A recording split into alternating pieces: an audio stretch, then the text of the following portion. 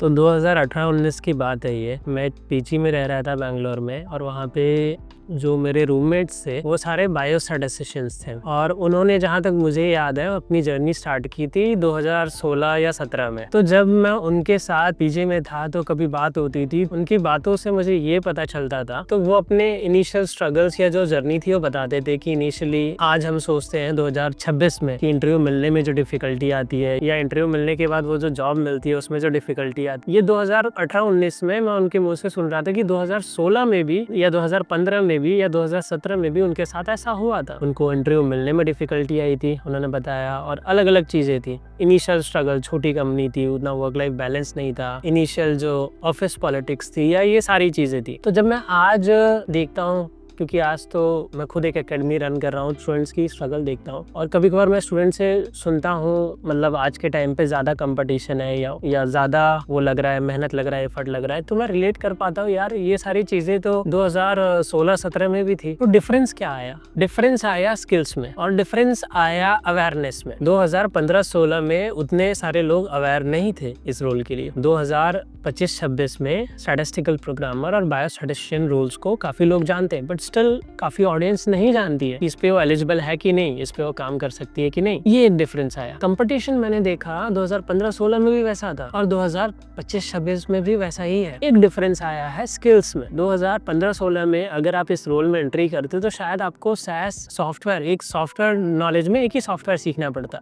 Domain knowledge में तो अलग अलग चीजें हैं, बायोस्टैटिस्टिशियन की अलग रिक्वायरमेंट है, स्टैटिस्टिकल प्रोग्रामर की अलग रिक्वायरमेंट है, पर दोनों ही रोल पे आपको SaaS सॉफ्टवेयर आना चाहिए था। अब 2025-26 में अगर आपको एंट्री लेनी है तो आपको SaaS के साथ कम से कम R भी आना चाहिए, और उसके साथ पाइथन सीखो तो और अच्छी बात है। स्किल्स में थोड़े डिफरेंस आए हैं कि पहले skills, let's suppose out of 100% आपके पास 30-40%, 50% भी होती है, 60% होती तो भी चल जाता। बट आज मार्केट के पास ऐसे लोग हैं, मिनिमम उनकी रिक्वायरमेंट ही हो गई कि 60% या 70% लेवल की आपकी स्किल होनी चाहिए, क्योंकि ऑलरेडी उनके पास इतने ऑप्शन है, तो क्यों वो एक कैंडिडेट लें जिसके पास 30-40 या 50% लेवल की नॉलेज हो। तो स्किल्स, नंबर ऑफ सॉफ्टवेयर्स बढ़ गए। लेट्स सपोज पहले अगर आप आउट ऑफ 10 अगर अपने आप को 5 रेट कर रहे हो, तो वो कैंडिडेट के भी चांसेस ज्यादा थे सेलेक्ट होने के, depend upon again interview, competition उस वक्त भी था। लेकिन आज आपको लेवल ऑफ नॉलेज ज़्यादा होनी चाहिए, आपको आज एक अच्छा कैंडिडेट होना पड़ेगा। ये कुछ डिफरेंस आया है। 2025 से मैं ये बात कह रहा था सबको, वो ट्रेंड आ चुका है, वो है लर्निंग इन पब्लिक या मार्केटिंग योरसेल्फ। यानी आप जो भी सीख रहे हो या जो भी कर रहे हो उसको आप इंटरनेट पे पुट करो, स्पेशली लिंक्डइन पे, कि आप ये सीख रहे हो, आपने आज ये सीखा। आप जो भी सीख रहे हो वो सीख के अपने एकेडमी को टैग कर सकते हो। तो उससे क्या होता है, वो जो पर्टिकुलर कोहर्ट होता है, ऐसे लोग होते हैं, वो आपसे जोड़ते हो और आप उनसे जोड़ते हो, और आपको कमेंट्स में बहुत सारे फीडबैक मिलते हैं। और इसका बेनिफिट ये होता है कि आपका एक अच्छा नेटवर्क बन जाता है, और जब आप इंटरव्यू ढूंढ रहे होते हो और इंटरव्यूअर भी कैंडिडेट ढूंढ रहे होते हैं, तो आप ऑलरेडी एक नोन कैंडिडेट होते हो उस कम्युनिटी में, उस कोहर्ट में, आपके चांसेस एज अ फ्रेशर बहुत बढ़ जाते हैं। बाकी मानो या ना मानो गाइस, स्ट्रगल्स पहले भी थे, पहले भी मैंने खुद ने जब अपनी जर्नी स्टार्ट की थी 2000 में भी, 18-19 में, तभी भी मुझे लगता है कि मुझे टोटल 1 साल समथिंग लग गए थे। मुझे सीखने में 1 साल समथिंग नहीं लगा, सीखने में तो कुछ मंथ्स लगे थे, जो भी थे। मतलब सीखने के बाद जो जॉब मिलने के स्ट्रगल्स थे, उसके बाद इंटरव्यू क्रैक करने का स्ट्रगल था, ये एक जर्नी थी। शायद मैं रेडी नहीं था चीजों के लिए, जब मैं रेडी हुआ तो चीजें अलाइन हो गई, मेरे लिए काम करने लगी। एंड सेम मैं जब उनसे स्टोरी सुनता था 2015-14 में, जिन्होंने अपनी जर्नी स्टार्ट की, उनके लिए भी ये सारी चीजें सेम थी। तो मुझे नहीं लगता कि यार कभी भी कंपटीशन इजी था।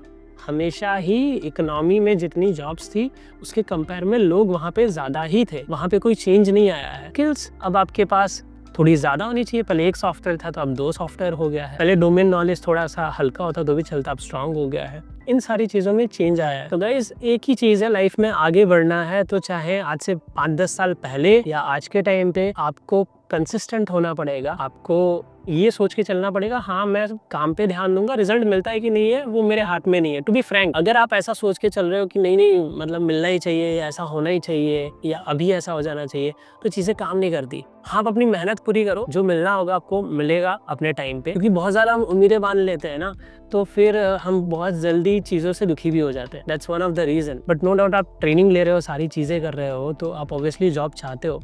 बट गाइज, ये चीज़ मान के चलनी पड़ेगी कि आपको लगने वाला है टाइम। कितना टाइम? 2019 में मुझे 1 साल के ऊपर लग गया था।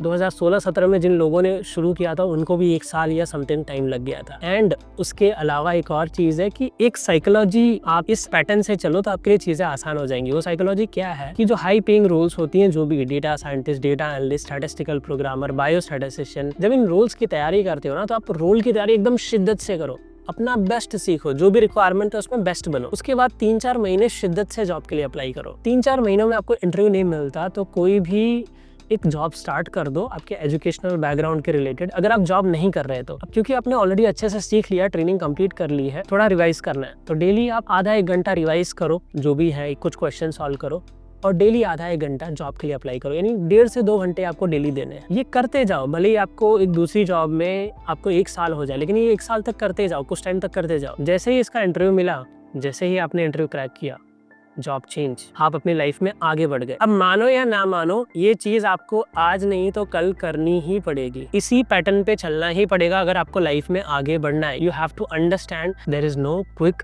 Root, this is the only way you have to work with. And ये आपके लिए नया नहीं है, शायद आप इस प्रोसेस में नए हो, आप आज आए हो, इसलिए आपको लग रहा है कि ये सारी चीज़ें न्यू है, कंपटीशन है। मैं जब कंपेयर करता हूँ खुद की जर्नी 2018-19 में कुछ लोगों की जर्नी जिनके साथ मैं रह रहा था, वो 15-16 में स्टार्ट किए थे, तो सेम था, ऑलमोस्ट मुझे सेम लगता है।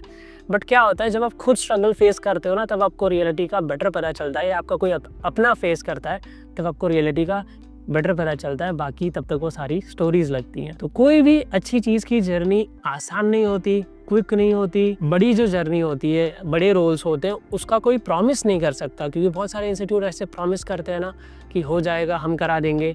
तो गाइस डोंट बिलीव। क्या कर सकता है एक इंस्टीट्यूट? मैं खुल के बोलता हूँ कि इंस्टीट्यूट आपको उस लेवल का ट्रेन कर सकता है, उस लेवल का गाइडेंस दे सकता है, शायद सपोर्ट दे सकता है, आपको प्लेस नहीं कर सकता।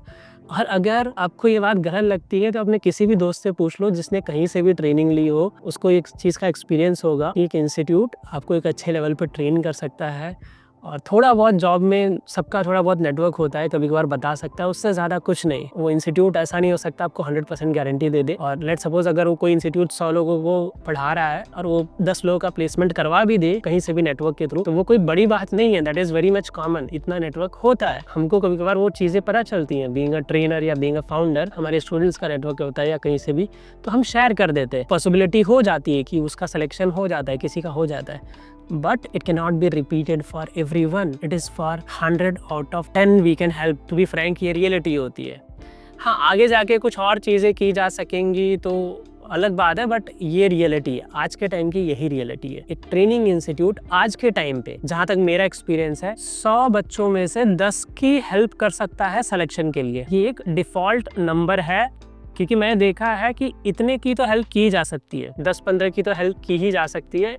इतने मौके हमें कभी ना कभी मिल जाते हैं। कोई भी इसके अलावा क्वेश्चन हो या आप मुझे 1-to-1 काउंसलिंग के थ्रू कनेक्ट करना चाहते हो, गेट डिस्क्रिप्शन में एक लिंक के थ्रू कनेक्ट कर सकते हो 1-to-1 काउंसलिंग क्लिक करके। मिलते हैं अगले वीडियो में, तब तक के लिए शुक्रिया दोस्तों।